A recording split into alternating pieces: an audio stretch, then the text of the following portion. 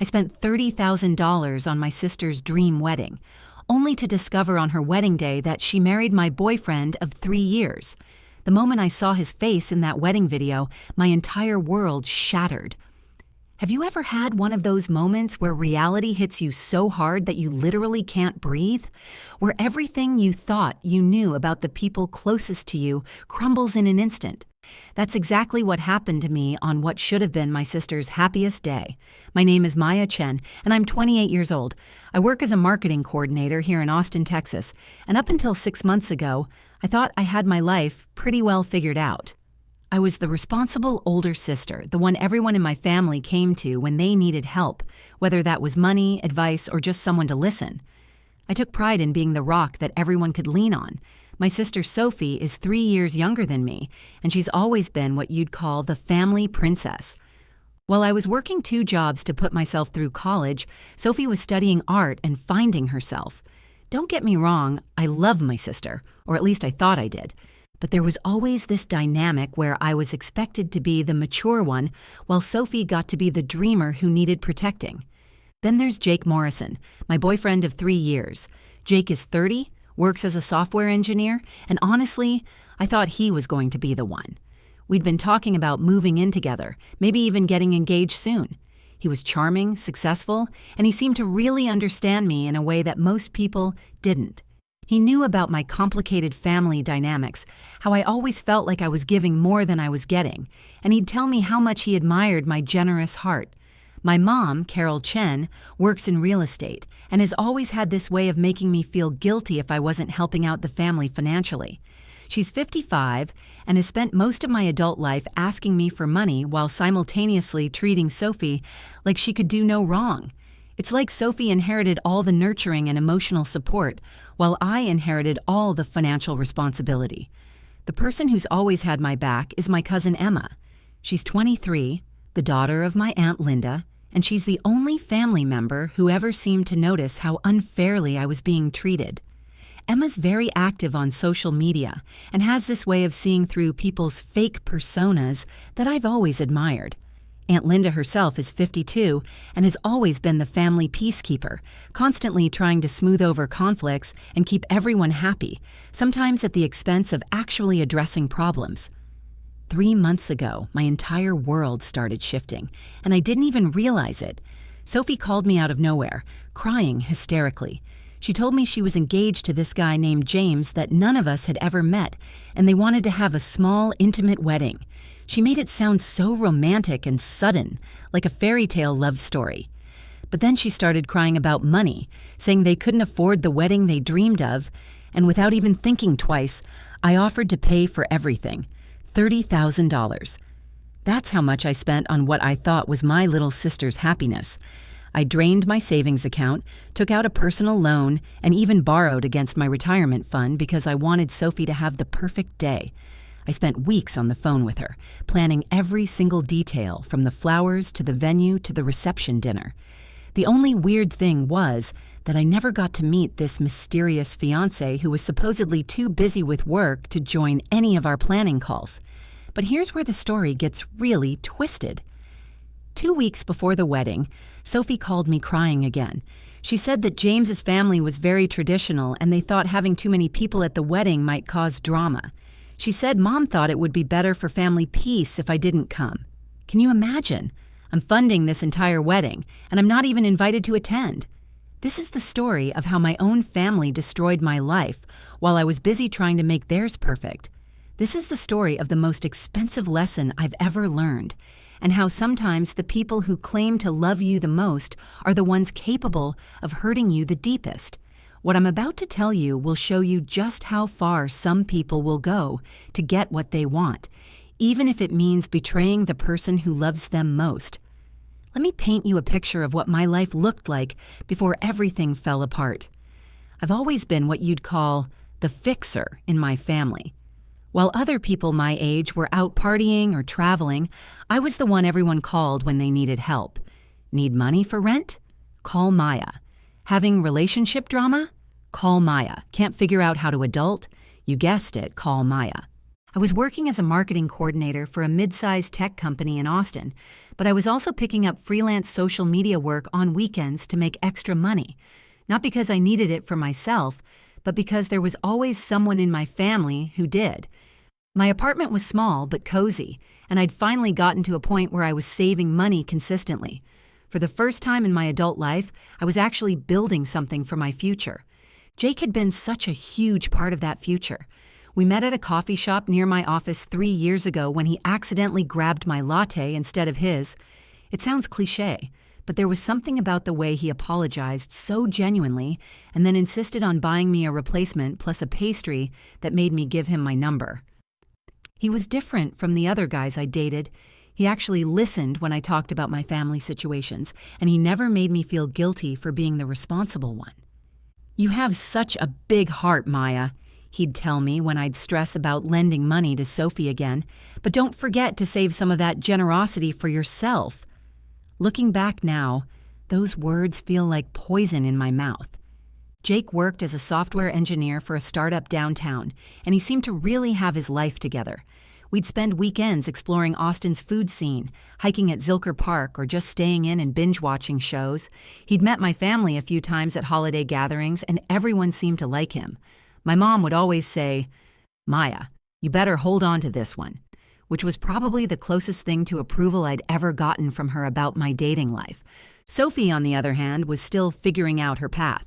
She'd graduated from UT with an art degree 6 months ago and was doing the whole struggling artist thing, working part-time at a gallery while living with our mom to save money. I didn't mind helping her out financially because I believed she was investing in her dreams, and I wanted to support that. She'd always been the creative one, the one with the big personality and the infectious laugh that could light up a room. The thing about our family dynamic is that it had been this way for so long, nobody questioned it anymore. Mom would call me when Sophie needed money for art supplies or when the car needed repairs, and I'd just transfer the funds. Sophie would send me these sweet thank you texts with heart emojis, promising she'd pay me back when she made it big. I never expected her to actually pay me back because seeing her happy made me happy. Then everything changed with one phone call on a rainy Thursday evening in March. I was at Jake's apartment cooking dinner while he worked on his laptop when my phone rang. Sophie's name flashed on the screen, and when I answered, she was sobbing so hard I could barely understand her. "Maya, oh my God, Maya, you're never going to believe what happened," she gasped between tears. "I'm engaged. I'm actually engaged." I nearly dropped the wooden spoon I was holding. "Wait, what?" "Engaged to who? Sophie, you haven't even been dating anyone seriously." "His name is James, and Maya, he's perfect. He's absolutely perfect. We met 2 months ago through mutual friends, and it's been like a whirlwind romance. I didn't tell anyone because I wanted to make sure it was real first, but Maya, I'm so in love." Jake looked up from his laptop when he heard me talking, and I gave him a confused shrug. Sophie had always been dramatic, but this seemed extreme even for her. "Sophie, slow down, tell me about him. What does he do? How old is he? When do I get to meet him?" "He's 30. He works in tech like Jake, and he's everything I've ever dreamed of. We want to have the wedding soon, like really soon, because when you know, right?" My heart sank a little because I could already sense where this conversation was headed. Sophie never called me crying about good news unless there was a problem attached to it. "The thing is," she continued, her voice getting smaller, "we want to do it right, like a real wedding with all the beautiful details. But Maya, we just don't have the money for what we're dreaming of." And there it was, the ask I'd been waiting for, wrapped up in tears and excitement and dreams. Without hesitation, I heard myself saying the words that would change everything. "Sophie, don't worry about the money. I'll cover it. Let me give you the wedding you deserve." The relief in her voice was immediate. "Maya, oh my God, are you serious? You would really do that for me?" "Of course I would. You're my little sister. I want your wedding day to be perfect." What followed was 3 weeks of the most intense wedding planning I've ever experienced. Sophie had opinions about everything, and nothing was too expensive for her dream day. The venue at Laguna Gloria, the designer dress, the premium catering package, the professional photographer, the elaborate floral arrangements. Every phone call ended with the cost going higher, and every time I said yes. James is so grateful, Sophie would tell me after each planning session. He keeps saying he can't believe how generous you are. He's actually getting emotional about it. But here's what started eating at me. I never actually spoke to James. Not once. Every time I suggested a three-way call so I could introduce myself to my future brother-in-law, Sophie had an excuse. He's in back-to-back meetings all week. He's traveling for work. He's dealing with a family emergency. After 2 weeks of planning, I finally said, Sophie, I really need to meet him before I write another check. This is a lot of money, and I don't even know the guy you're marrying. She got defensive immediately. Maya, what are you implying? That I'm lying about being engaged? No, of course not. I just think it's weird that I'm funding this entire wedding for someone I've never met. Fine, I'll ask James, if he can make time this weekend. Did you catch that? Because I sure did. My stomach dropped when she said Jake's name, but I convinced myself I'd misheard her. People mix up names all the time, right? But then it happened again and again. During a call about the wedding cake flavors, Jake really loves chocolate, so maybe James loves chocolate. When discussing the music, James's favorite song is At Last by Etta James. Each slip made my chest tighter, but I kept pushing the feeling down. I was being paranoid. Jake was my boyfriend of 3 years. He loved me. Sophie was my sister. She would never hurt me like that. But the signs kept coming. Jake started becoming mysteriously unavailable on weekends. Our usual Saturday morning coffee dates turned into, I'm sorry, babe, work emergency texts. When I'd try to reach him in the evenings, his phone would go straight to voicemail. Where have you been? I asked him one Tuesday night when he finally returned my calls. Just busy with this new project at work. You know how it is. But something in his voice sounded different, distant, guilty even. 2 weeks before the wedding, Sophie dropped the bomb that shattered what was left of my naive trust. Maya, I need to tell you something, and please don't hate me. Her voice was shaking, and I knew whatever was coming would hurt. What is it, Sophie? James's family is really traditional, and they're concerned about having too many people at the wedding. They think it might cause drama or take attention away from the ceremony. I felt like I was underwater. Sophie, what are you saying? Mom thinks it might be better for family peace if you don't come to the wedding. I know how much you've done for us, and I'll make it up to you, I promise. But this is just how it has to be. The words hit me like a physical blow. You're uninviting me from the wedding I paid for? It's not like that, Maya. You'll always be the most important person in making this day possible. Everyone will know that. But I won't be there to see it. I'm so sorry, I really am. I hung up the phone and just sat there in my apartment staring at the wall. I had spent $30,000, money I didn't really have, on a wedding I wasn't allowed to attend. The sister I'd sacrificed for didn't want me there on the most important day of her life. That night, I tried calling Jake to vent about the whole situation, but his phone went straight to voicemail. Again. When I drove to his apartment the next morning, his neighbor, Mrs. Rodriguez, was watering her plants on the balcony. Oh, honey, if you're looking for Jake, he hasn't been home in days. I think he's traveling for work or something. Standing there in the parking lot with all these puzzle pieces floating around in my head, I finally let myself think the unthinkable thought I'd been avoiding. What if Jake and James were the same person?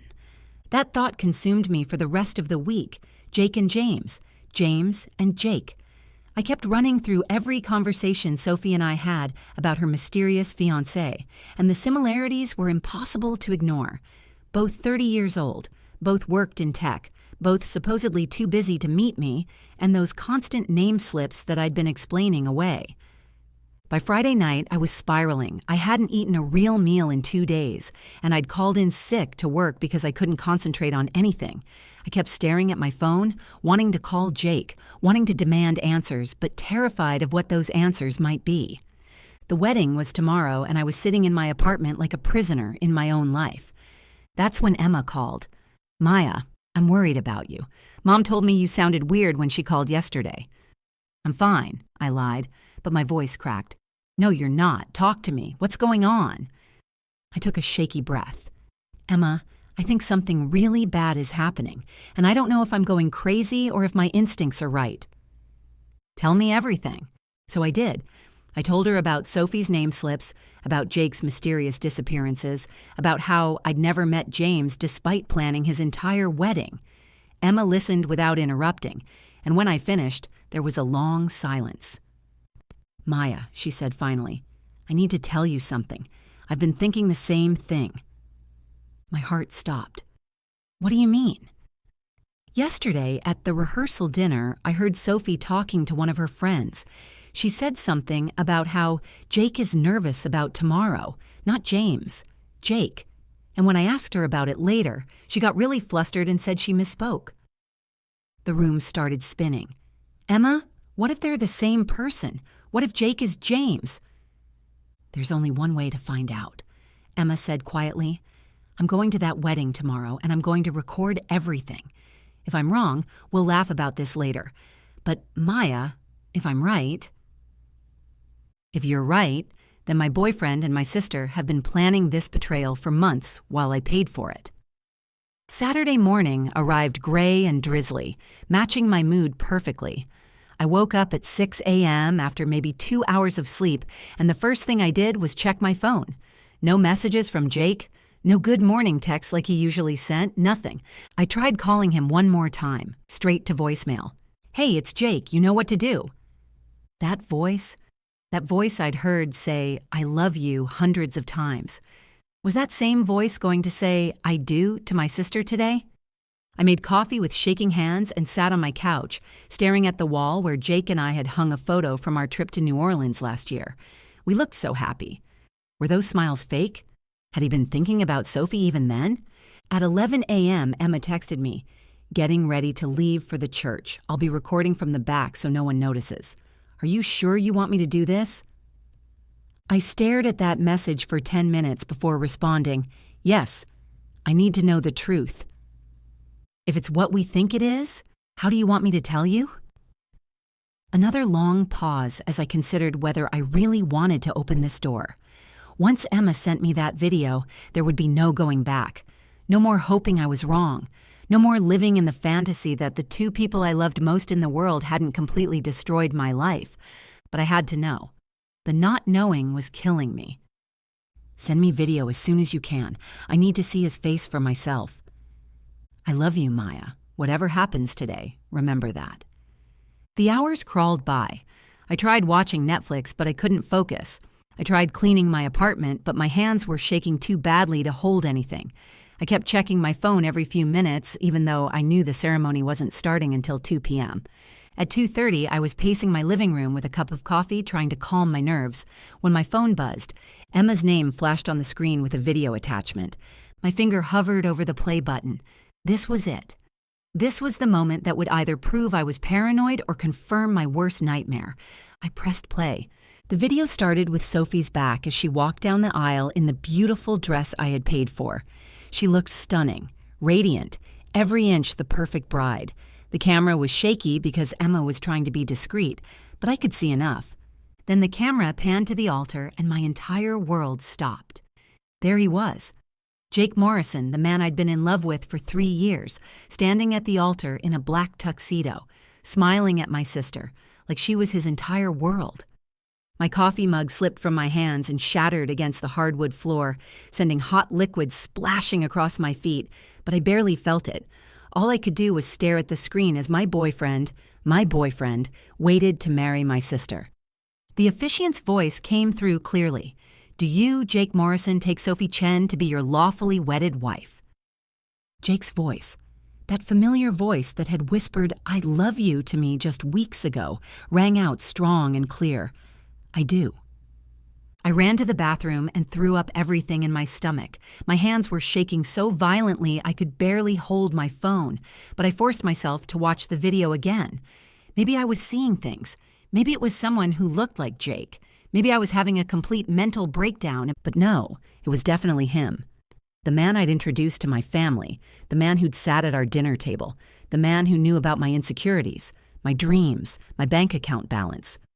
I watched the video a third time, and that's when I noticed something that made my blood turn to ice.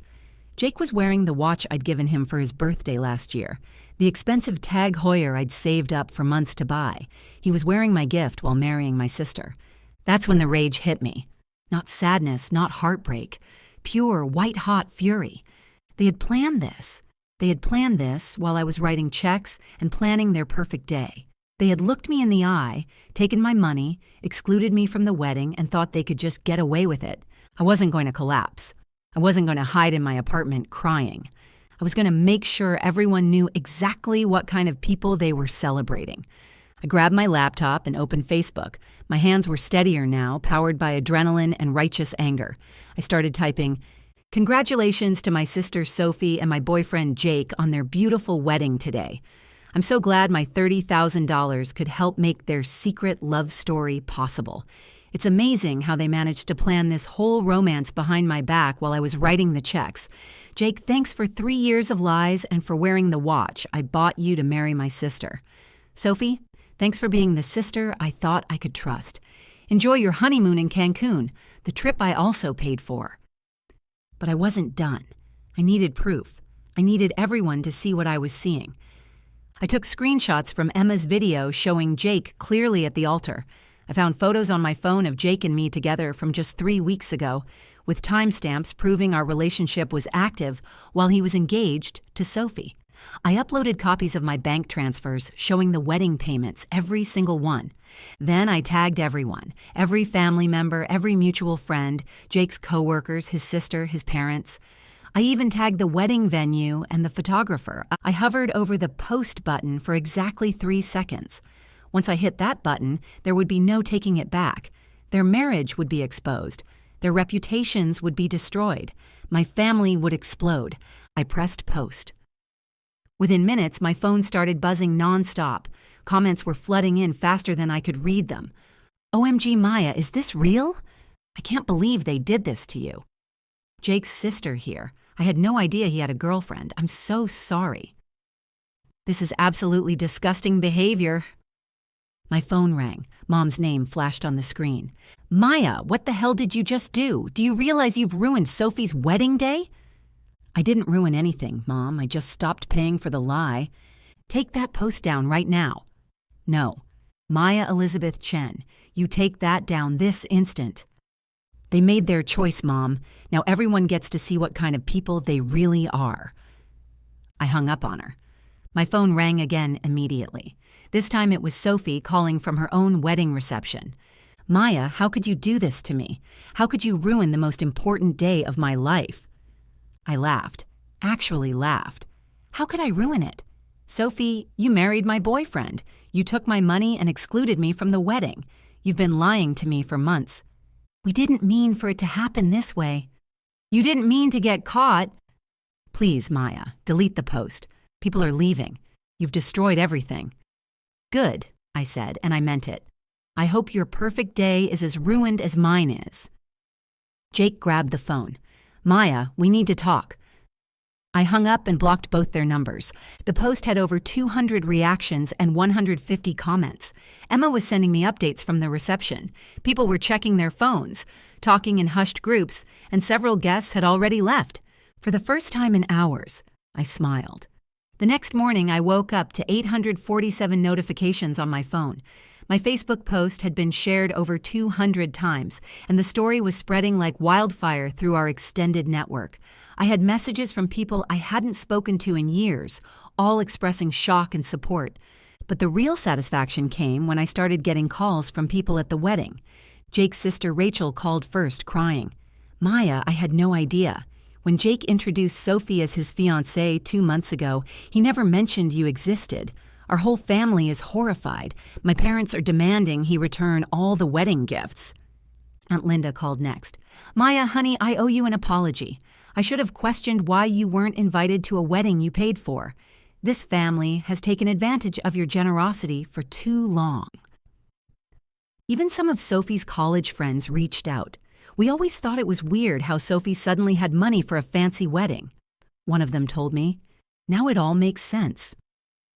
The wedding reception had apparently ended by 9 p.m. Emma sent me a video of the nearly empty venue, with just a handful of people left awkwardly eating cake, while Sophie sat at the head table crying, and Jake paced outside making phone calls.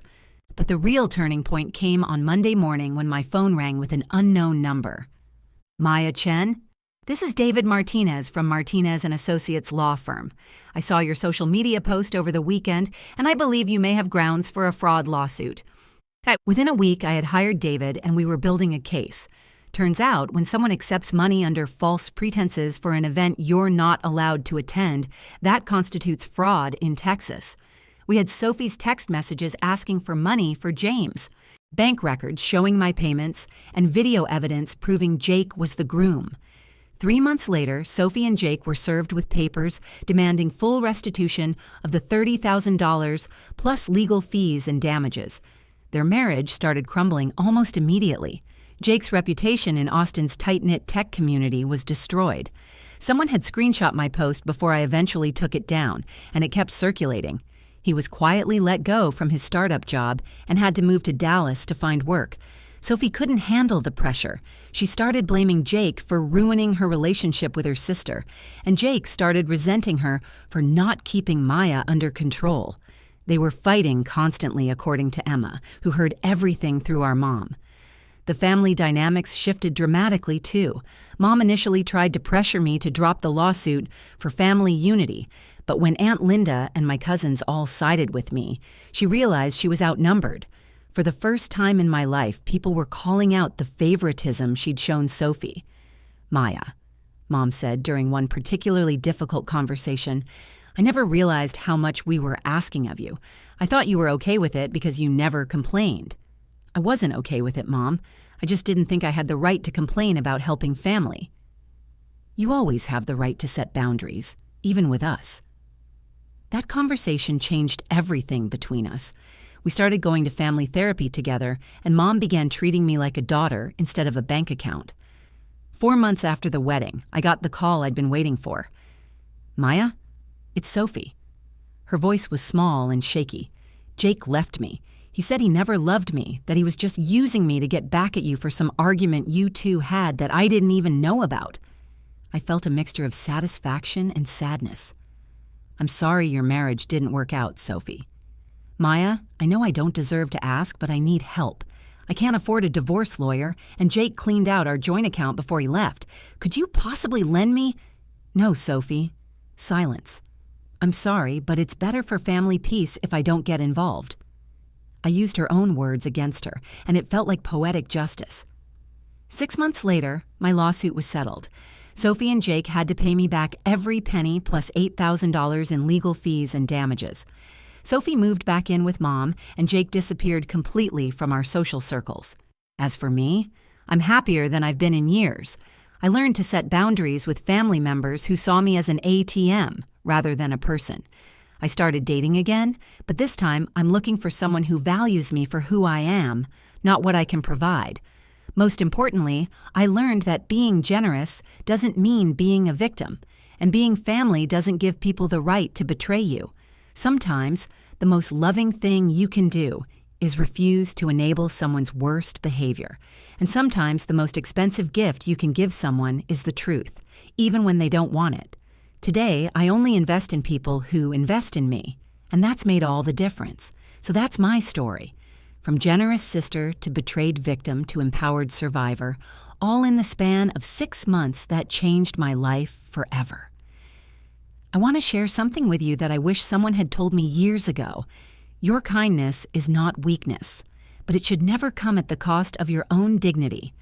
I spent so many years believing that being the good daughter and the helpful sister meant saying yes to everything, even when it hurt me. I thought that setting boundaries was selfish, that protecting my own interests made me a bad person. I was wrong. The truth is, people will only treat you as badly as you allow them to.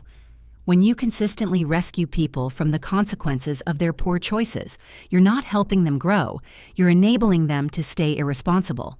When you give without limits to people who take without gratitude, you're teaching them that your value lies only in what you can provide. Sophie and Jake didn't see me as a person worth respecting. They saw me as a resource to exploit. And the saddest part, I had trained them to see me that way by never standing up for myself, never saying no, never demanding the basic respect I deserved. But here's what I learned. The moment you start valuing yourself, other people have no choice but to value you too, or reveal themselves as people not worthy of your time. My relationship with my mother is stronger now than it's ever been because we finally addressed the elephant in the room.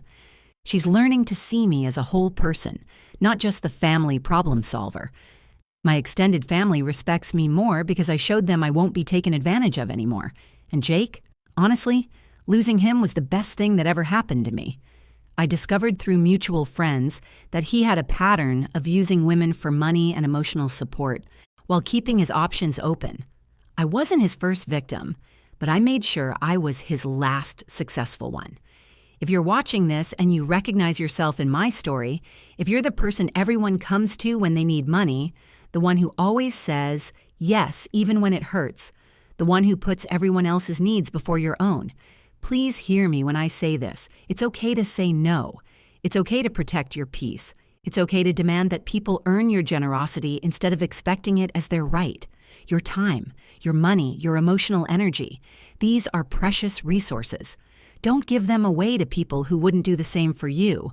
Don't fund other people's dreams while sacrificing your own. Don't be so busy taking care of everyone else that you forget to take care of yourself. I know it feels scary to start setting boundaries, especially with family. You'll worry that people will be angry, that they'll guilt trip you, that they'll call you selfish. And you know what? Some of them will. But the people who truly love you will respect your boundaries and adjust their behavior. The people who don't, well, they're telling you exactly who they are. Today, I'm in a completely different place.